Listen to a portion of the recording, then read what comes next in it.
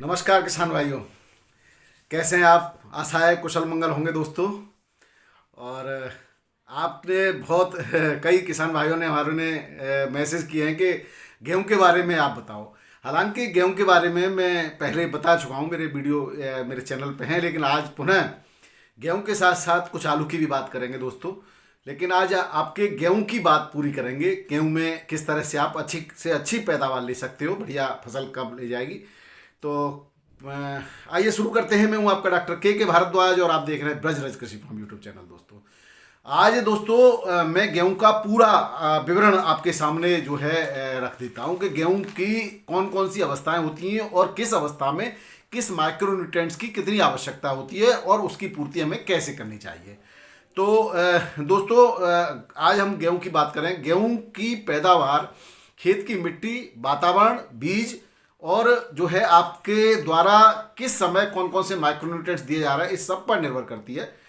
गेहूं को सामान्य रूप से घास की ही प्रजाति माना जाता है और जो है गेहूं के जो जीवन चक्र है उसको 6 चरणों में हम बांट करके स्टडी करते हैं और उसको उसी तरीके से उसके पोषण और उसके जो है माइक्रोन्यूट्रिएंट्स और मैक्रोन्यूट्रिएंट्स और स्प्रे का ख्याल रखते हुए उसकी अच्छी और बेहतर पैदावार और गुणवत्तापूर्ण जो है पैदावार लेने के लिए जो है उसको उसका डिवाइडेशन कर रहे हैं।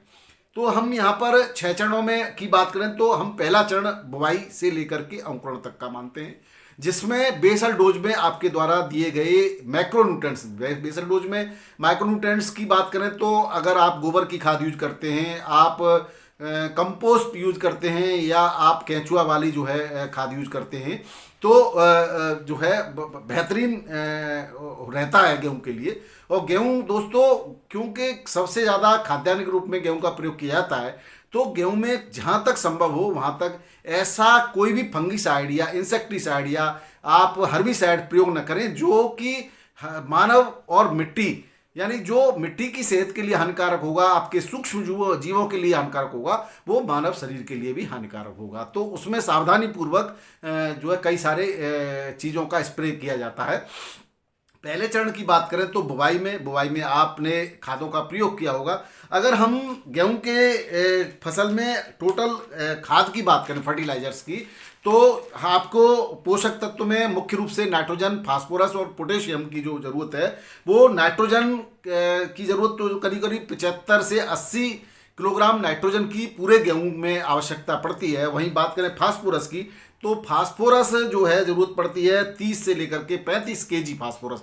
मैं दोस्तों यहाँ फास्फोरस का मतलब डीएपी से नहीं है, मैं फास्फोरस तत्व की बात कर रहा हूँ, मैक्रोन्यूट्रिएंट्स की। वहीं नाइट्रोजन की बात कर रहा हूँ। और अगर पोटेशियम की केजी पूरे जीवन काल में पोटेशियम की आवश्यकता होती है जो है गेहूं की फसल के लिए। अब पूर्ति कैसे करनी है, तो हम ज़्यादातर डीएपी और यूरिया, डीएपी से फास्फोरस की पूर्ति करते हैं, यूरिया से नाइट्रोजन की पूर्ति करते हैं और जो म्यूरेट ऑफ पोटास है एमओपी, उससे पोटेशियम की पूर्ति करते हैं।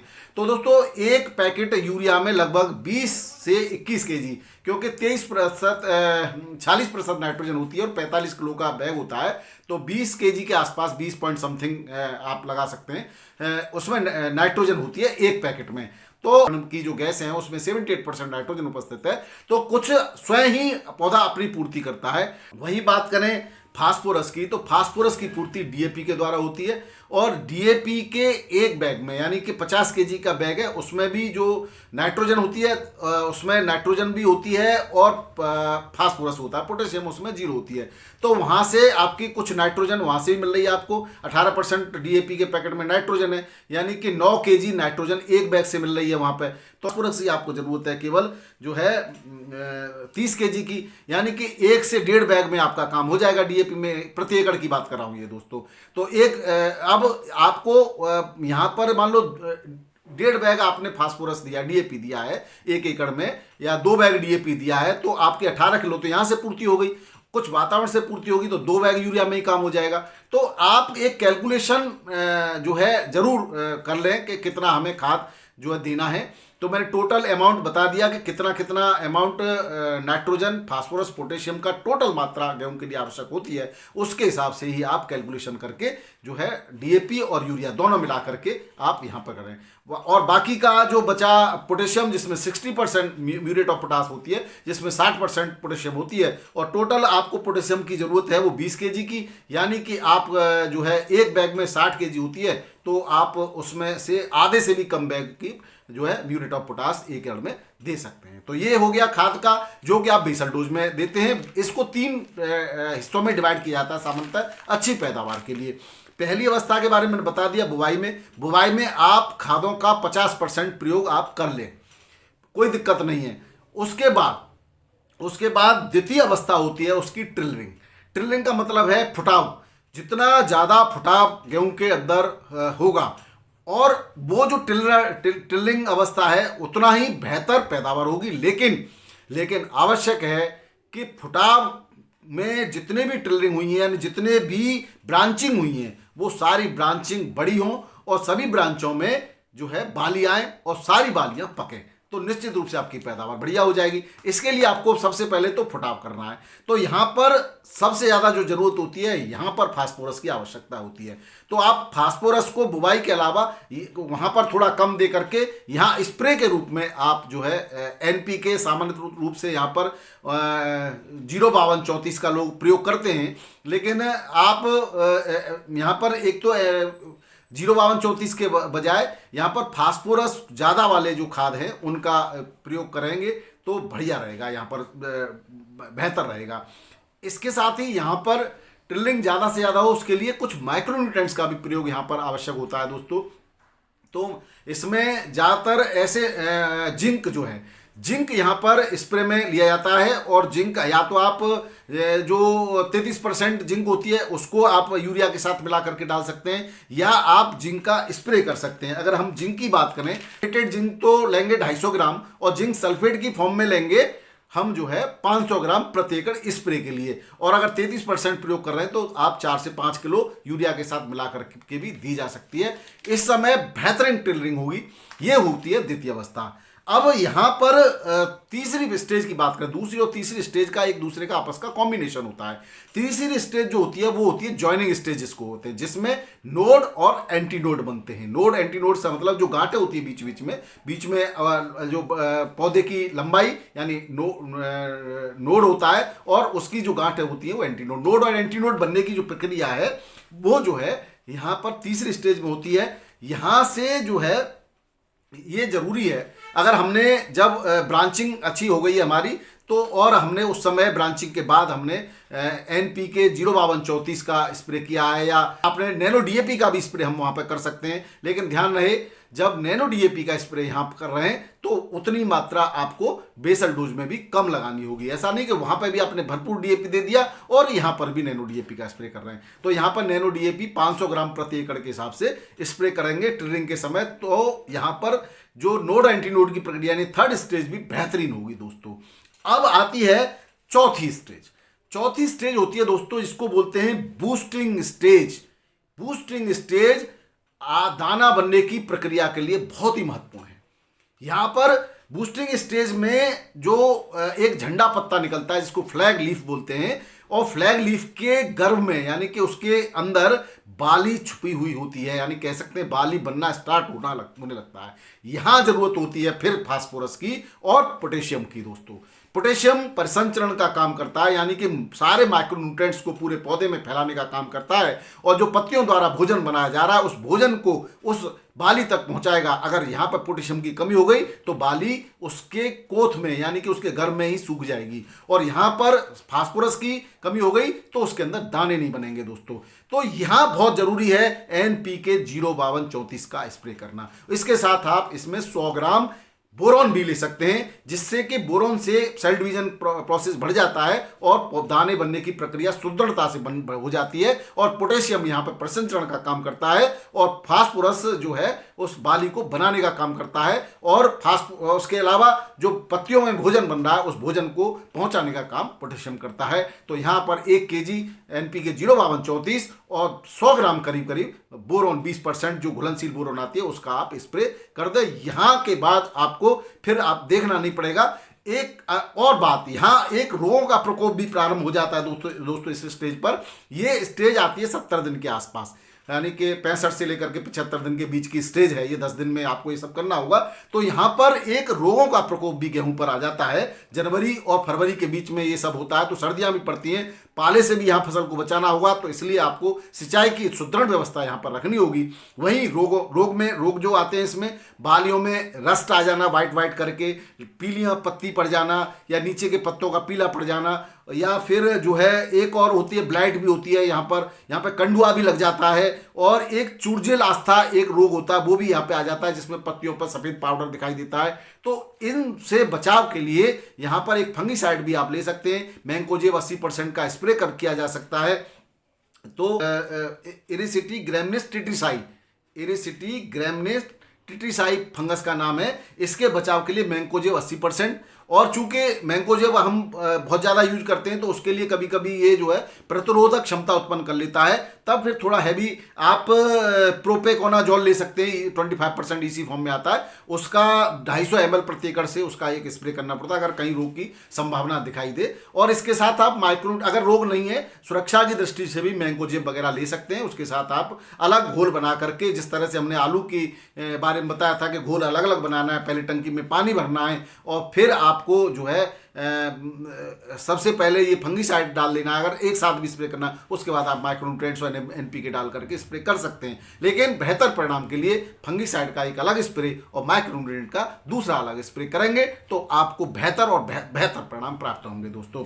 तो ये आप जो है रोग कंट्रोल हो जाएगा। पहले आपको अब एक समस्या और यहाँ उत्पन्न हो जाएगी आपके सामने कि पहले रोग कंट्रोल करना है या पहले माइक्रोन्यूट्रिएंट देना है। अगर रोग आ गया है दोस्तों तब माइक्रोन्यूट्रिएंट कभी ना मिलाएं। ये तो मैंने उस कंडीशन कहा है कि रोग से बचाव के लिए आप प्रोटेक्शन के लिए आप एक जो है फंगीसाइड दे रहे हैं, वो अलग बात है। लेकिन अगर रोग आ गया है तो पहले केवल और केवल फंगीसाइड का स्प्रे करना है। जब रोग ठीक हो जाए, पुनः पत्तियां अच्छी हरी भरी हो जाएं, तब आप NPK का स्प्रे करेंगे। ये आप इस प्रक्रिया के अंदर 5-7 दिन का अंतर आ सकता है। तो अब लेकिन पहले रोग सही करना है, फिर NPK का स्प्रे करना है। आपको बता दिया, उसमें 100 ग्राम बोरोन भी 20% ले सकते हैं आप बढ़िया रिजल्ट के लिए। अब क्या काम होगा इससे आपकी ब्रांचिंग बढ़िया होंगी। जो आपने अगर ये सब कर दिया है, सभी बालियां विकसित होंगी, मैंने सभी जो ब्रांचिंग है वो विकसित होंगी और सभी पर बालियां आएंगी, बालियां भरपूर आएंगी, सब में दाना बनेगा दोस्तों। और आपकी जब ये सब होगा तो पैदावार बेहतरीन होगी। अब यहाँ पर कुछ किसान भाई जैविक विधि से भी उपचार करते हैं। तो अगर जैविक विधि से आप करते हैं तो नीम ऑयल ले सकते हैं अगर कोई रोग दिखाई दे रहा है तो, एक 10,000 ppm का, और या फिर नीम की पत्तियां, आक की पत्तियां, सेंजना की पत्तियां 2-2 किलो लेकर के और उसको वेस्ट डिकम्पोजर में डाल करके 10-15 दिन पहले रखना पड़ता है। अगर वो सब नहीं करते तो पीस लें, कूट के और पानी में उबाल लें, और 50 किलो पानी जब 30 किलो रह जाए तो उसको छान करके उसका 10% घोल स्प्रे कर देंगे, तब भी सब रोगों से मुक्ति आपको मिल जाएगी दोस्तों। तो ये सब था। और आप माइक्रोन्यूट्रिएंट के तौर पर सरसों की खली आप प्रयोग कर सकते हैं। सरसों की खली को और गौमूत्र और गाय का मठा, ये सब आप पहले से ही गला के रखेंगे 2 किलो गुड़ में मिला करके। ये मैं एक अलग वीडियो दे चुका हूँ इसके बारे में। और उसका जो है 10% घोल भी स्प्रे कर सकते हैं। तो ये जैविक माइक्रोन्यूट्रिएंट्स बन जाते हैं और जैविक विधि से भी आप कर सकते हैं। अगला जो स्टेज है वो है दोस्तों पुष्पन अवस्था, जो 5वीं अवस्था है। पुष्पन अवस्था जो होती है उसमें आपको गेहूं को छेड़ना नहीं है, केवल आपको पर्याप्त नमी बनाए रखनी है और उसको छेड़ना नहीं है, ना कोई स्प्रे करना है उस पर, ना कुछ करना है। हाँ, यदि कोई विपरीत परिस्थितियां आ जाती हैं, अगर रोग वगैरह दिखाई देते हैं तो रोग का उपचार करना, बाकी आपको कुछ नहीं करना। वैसे इस जगह पर फ्लावरिंग अच्छी आएगी क्योंकि आपने पहले बहुत अच्छा ध्यान रखा है, स्प्रे किया है, तो यहाँ पर बहुत अच्छी फ्लावरिंग आएगी। और पूरी तरह से फ्लावरिंग आने के बाद जब उसमें दाना बन जाए, दाना बनने लगेगा, दूध सा बनने लगेगा, वो अगली अवस्था हो जाएगी जिसको बोलते हैं परिपक्वता अवस्था। यहाँ पर इससे पहले उसमें क्या हो गया कि परागण हुआ और निषेचन हुआ और दाना बनना प्रारंभ हुआ। परिपक्वता अवस्था में दाना बन चुका होता है और दाना परिपक्व होता है। यहाँ पर ये निषेचन के बाद की अवस्था है और यहाँ पर फ्लावरिंग समाप्त हो जाती है दोस्तों, दाना बनने लग जाता है, दाने में दूध सा बनने लगता है। यहाँ पर फिर एक और स्प्रे आप करते हैं NPK 0050 का। इसके NPK 0050 का अंतिम स्प्रे है और इसके साथ भी आप 100 ग्राम बोरोन ले सकते हैं। दाने की चमक देखने लायक होगी दोस्तों, जबरदस्त चमक वाला दाना, और दाने में वजन होगा। तो वजन बढ़ाने के लिए, चमक बढ़ाने के लिए और दाने को मोटा करने के लिए NPK 0050 का स्प्रे अंतिम अवस्था में करना है, और वो भी 1 kg NPK लेना है और आपको 100 ग्राम बोरोन लेनी है, और पानी की मात्रा यहाँ भरपूर रखनी है। 500 लीटर पानी जो है 1 एकड़ के लिए आपको यूज करना है। 500 से 400 हो सकता है, कोई दिक्कत नहीं, 450 500 वो कोई दिक्कत नहीं है। लेकिन आलू में जो हम 300 लीटर 150 लीटर 200 लीटर में काम चला देते थे, यहाँ आपको पानी भरपूर रखना है, क्योंकि यहाँ पौधा बड़ा हो जाता है। ये है दोस्तों गेहूं का भरपूर मात्रा में प्राप्त करने का मंत्र। मुझे पूर्ण विश्वास है अगर आपने इस तरह से अपने गेहूं में जो है देखभाल करेंगे तो निश्चित रूप से अत्यधिक अच्छी पैदावार और गुणवत्तापूर्ण जो है दाना बनेगा, और उसका आपको मार्केट में भाव भी अच्छा मिलेगा दोस्तों। और अब माइक्रोन्यूट्रिएंट्स स्प्रे की स्टेज की मैं बात करूं तो अगर कोई कमजोर आपको दिखाई देता है, आपकी टिलरिंग कम हो रही है, तो आप जो है 2nd और 3rd स्टेज के बीच में, यानी कि जब टिलरिंग कम हो रही है तो जिंक का आप स्प्रे कर देंगे, मैग्नीशियम सल्फेट भी उस समय ले सकते हैं। और अगर उसके बाद थोड़ा सा और बाद में फ्लावरिंग से पहले आप जो है FeSO4 यानी फेरस सल्फेट ले लेंगे 500 ग्राम से लेकर के 700 ग्राम, और मैग्नीशियम सल्फेट ले लेंगे 1 किलो, और उसके बाद जिंक सल्फेट भी आप ले सकते हैं। जिंक सल्फेट 500 ग्राम और चिलेटेड जिंक लेते हैं तो 250 ग्राम। और इसमें आप 1 किलो यूरिया लेकर के और 500 लीटर पानी में घोल करके इस पर उसका स्प्रे कर दीजिए, तो फिर आपको जो है न तो ये शिकायत मिलेगी कि फसल कहीं पीली पड़ रही है, और न ये शिकायत मिलेगी कि टिलरिंग नहीं हुई, और न ये शिकायत मिलेगी कि सारे टिलरिंग वाले जितने भी फुटाव हुए थे, जितने भी दाने बने, वो ब्रांचिंग हुई थी, वो सभी बढ़ेंगी, सब में नोड एंटी नोड बनेंगे, सब में बाली आएंगी, बालियों में भरपूर दाना बनेगा, दाने का साइज और चमक बढ़िया होगी और दाने में वजन होगा दोस्तों। ये है गेहूं का पूरा मंत्र। फिर भी अगर कोई आपको आवश्यकता पड़ती है तो पुनः मैं आपके सामने पेश होऊंगा। बहुत बहुत धन्यवाद, नमस्कार, आदाब, सत श्री अकाल, राधे राधे, जय जवान जय किसान।